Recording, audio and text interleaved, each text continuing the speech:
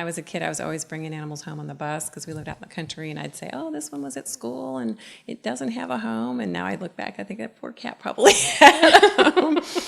But we would always have animals around the house. And then I rode horses when I was in junior high and high school. So I was always into animals. Well, I worked as a mixed animal practitioner my first 2 years out of vet school. And we did house visits a lot. So that was really not a new concept for me. And then when I had my own practice in Madisonville, it was a rural setting. So we went out to houses not only to see horses, but we would also see their dogs and cats. So then when moving to the urban area, I felt like, why not? I mean, we should be able to provide that same service for dogs and cats in this setting as well. We do wellness, acupuncture, laser therapy, more of like a holistic approach, your alternative treatments. We also do pain management, routine blood work, checking for intestinal parasites, heartworm tests, combo tests, nail trims, things like that, and home euthanasias. It is the hardest part of our job, I will admit that. But I will say it's probably the most rewarding in the fact that clients are so thankful that they didn't have to take their pet out of the home for its final stage of life. And we do have a fair number of hospice patients that we kind of get them through that transition to where they're ready to be home, euthanized in the home.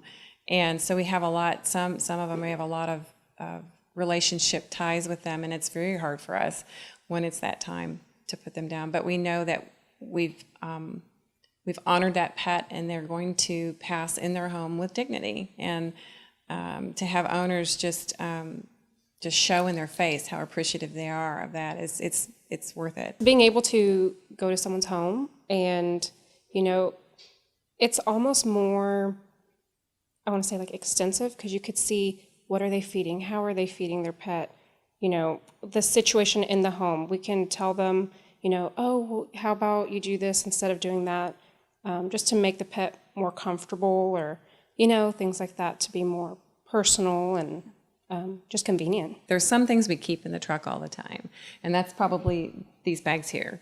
And this is going to have our basic things that we need, thermometer and things to look in the ear and the eyes, extra stethoscopes, things to flush ears out, nail trim, fecal loops to get samples, blood containers. So this is our mainstay. And then we have a scale that we bring in that accommodates a fairly good sized animal. So we can weigh just about anything unless it's over like 100 pounds. Then we have to decide, what do we do? Do we actually have to hold this dog while we're on it?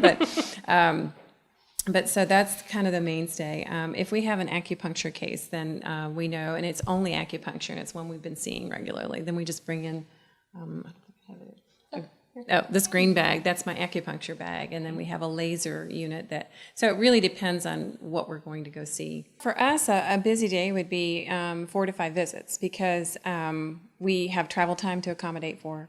So, in a traditional clinic, you're going to see 30 to 40 pets a day. We can't do that because of the travel. And we do a lot